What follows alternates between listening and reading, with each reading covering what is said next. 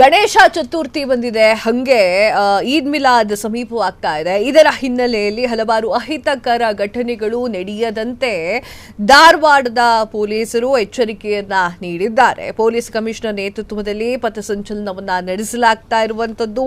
Commissioner N Shashikumar ನೇತೃತ್ವದಲ್ಲಿ ಧಾರವಾಡ ಅತಿ ಸೂಕ್ಷ್ಮ ಪ್ರದೇಶಗಳಲ್ಲಿ ಕಮಿಷನರೇಟ್ ವ್ಯಾಪ್ತಿಯಲ್ಲಿ ಪಥಸಂಚಲನವನ್ನ ನಡೆಸಿ ದೊಂಬಿ ಗಲಾಟೆ ನಡೆಸುವಂತಹ ದುಷ್ಟರಿಗೆ ಪೊಲೀಸ್ ಇಲಾಖೆ ಖಡಕ್ ಎಚ್ಚರಿಕೆಯನ್ನ ನೀಡಲಾಯಿತು ಕೂಡ.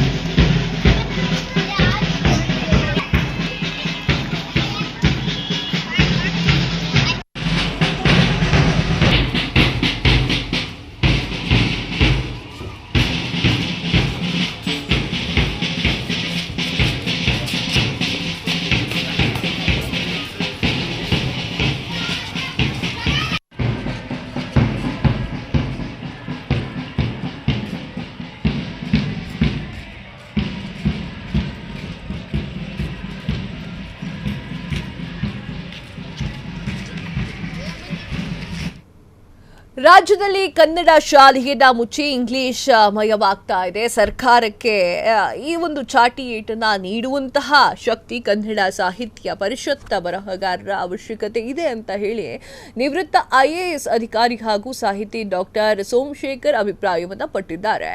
ಕೊಪ್ಪಳದಲ್ಲಿ ಮಾತನಾಡಿರುವಂತಹ ಅವರು, ನಾವು ಈ ಬಾರಿ ಕನ್ನಡ ಸಾಹಿತ್ಯ ಪರಿಷತ್ ರಾಜ್ಯ ಅಧ್ಯಕ್ಷ ಸ್ಥಾನದ ಸೇವಾಕಾಂಕ್ಷಿ ಆಗಿರುವುದನ್ನು ಹೇಳಿಕೊಂಡಿದ್ದಾರೆ. ಸಾಹಿತ್ಯ ಸಮ್ಮೇಳನಗಳು ಸಾಕಷ್ಟು ಆತಿಥ್ಯ ಸಿಗ್ತಾ ಇದೆ, ಅವು ನಿರ್ಲಕ್ಷ್ಯಕ್ಕೊಳಗಾಗ್ತಾ ಇವೆ ಮತ್ತು ಸಾಹಿತ್ಯ ಸಮ್ಮೇಳನಗಳು ತುಂಬಾ ರಾಜಕೀಯಮಯವಾಗ್ತಾ ಇದೆ. ಹಾಗಾದ್ರೆ ಹೆಚ್ಚು ಸಾಹಿತ್ಯಮಯ ರಾಜಕಾರಣ ಸರ್ಕಾರದ ಹಸ್ತಕ್ಷೇಪ ಇರಬಾರ್ದು, ಸರ್ಕಾರ ಸಹಕಾರ ಸರ್ಕಾರ ಸಹಕಾರದಿಂದ ಮಾಡಲಿಕ್ಕೆ ಸಾಧ್ಯ ಇಲ್ಲ.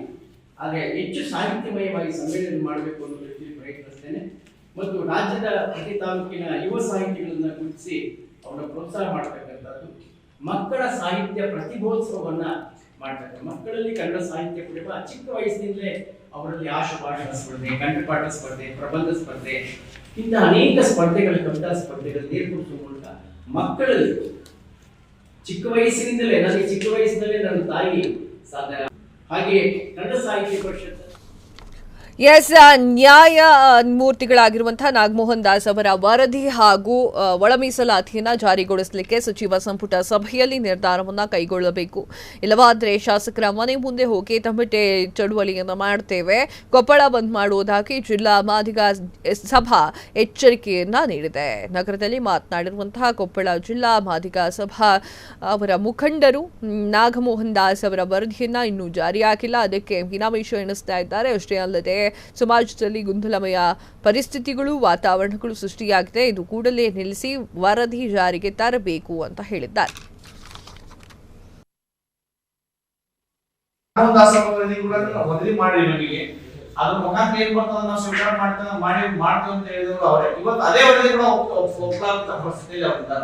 ಶೋಷಿತರಿಗೆ ಮೊದಲೇ ಒಳ ಮೀಸಲಾತಿ ಕಲ್ಪಿಸಿದೆ ಅಂತಕ್ಕಂಥದ್ದು ಮನೆಯನ್ನು ಸಾಕಷ್ಟು ಸಲ ಮಾಡಿದ್ವಿ. ಆದ್ರೂ ಕೂಡ MLAಗಳು ನಮ್ಮನ್ನು ವೋಟ್ ಬ್ಯಾಂಕ್ ಆಗಿ ವಿಚಾರ ಮಾಡಿದ್ದಾರೆ. ಆದ್ರೆ ಇಲ್ಲಿ ನ್ಯಾಯ ಸಮಾನತೆಯ ನ್ಯಾಯವನ್ನು ಕೊಡಿಸ್ತಕ್ಕಂಥ ಕೆಲಸ ಆಗ್ತಾ ಇದೆ. ಹಾಗಾಗಿ ಮುಂದಿನ ದಿನಗಳಲ್ಲಿ ಏನು ಇವತ್ತು ಸೋಮವಾರ ದಿನ, ನಾಳೆ ದಿನ ನಾವೇನು MLAಗಳಿಗೆ ಕೂಡ ಎಚ್ಚರಿಕೆಯನ್ನು ನೀಡ್ತಾ ಇದ್ದೀವಿ. ಮುಂದಿನ ದಿನಗಳಲ್ಲಿ ಓಟಿನ ಮುಖಾಂತರ ನಿಮ್ಗೊಂದು ಪಾಠ ಕೂಡ ಕಲಿಸ್ಬೇಕಾಗುತ್ತೆ. ನಾನು ಯಾಕಂತಂದ್ರೆ ಪರಿಸ್ಥಿತಿ ಎಲ್ಲಿ ಅಲಿಗಡುತ್ತೋ ಅಂತಕ್ಕಂಥದ್ದು ಈಗಾಗಲೇ ಸೋದರ ಹೇಳಿದ್ರು. ಮುಂದಿನ ದಿನದಲ್ಲಿ ಯಾವ ರೀತಿಯಲ್ಲಿ ಹೋರಾಟಗಳು ತಿರುಗಿಕೊಡಕ್ಕಂತ ಯಾರಿಗೂ ಗೊತ್ತಿಲ್ಲ.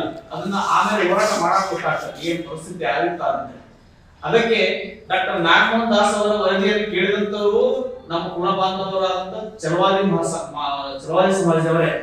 ನೀವು ನಾಗಮೋಹನ್ ದಾಸ್ ಅವರ ವರದಿ ಮಾಡಿ ನಮಗೆ ಅದ್ರ ಮುಖಾಂತರ ಏನ್ ಬರ್ತದ ನಾವು ಸ್ವೀಕಾರ ಮಾಡ್ತೀವಿ ಅಂತ ಹೇಳಿದವರು ಅವರೇ. ಇವತ್ತು ಅದೇ ವರದಿ ಕೂಡ ಒಪ್ಪಲಾಗುತ್ತ ಪರಿಸ್ಥಿತಿಯಲ್ಲಿ ಅವರಿದ್ದಾರೆ. ಶೋಷಿತರಿಗೆ ಮೊದಲೇ ಒಳ ಮೀಸಲಾತಿ ಕಲ್ಪಿಸಿದೆ ಅಂತಕ್ಕಂಥದ್ದು.